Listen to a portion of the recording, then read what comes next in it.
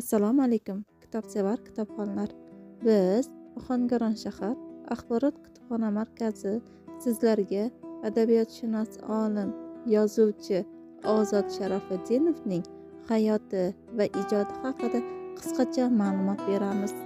Ozod Sharofiddinov 1929-yilning 1-martida Qo'qon yaqinidagi Ohanqaynar qishlog'ida tug'ildi. Ozod Sharofiddinov Toshkentdagi 14-o'rta maktabni tamomlab, keyinchalik O'rta Osiyo davlat universitetidagi filologiya fakultetiga o'qishga kiradi. 1951-yil Moskvada aspiranturani tugatadi. 1955-yil Ozod Sharofiddinov fan nomzodi ilmiy darajasini oladi.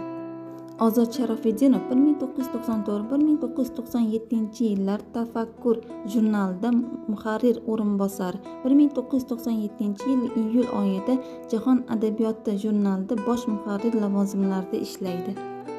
Ozod Sharofiddinov 1946-yil urush yillaridagi fidoyi mehnat uchun medali, 1990-yil O'zbekistonda xizmat ko'rsatgan fan arbobi unvoni, 1997-yil mehnat shuhrati ordeni bilan taqdirlanadi. Ozod Sharofiddinov 2005-yilning 4-oktyabrida vafot etadi.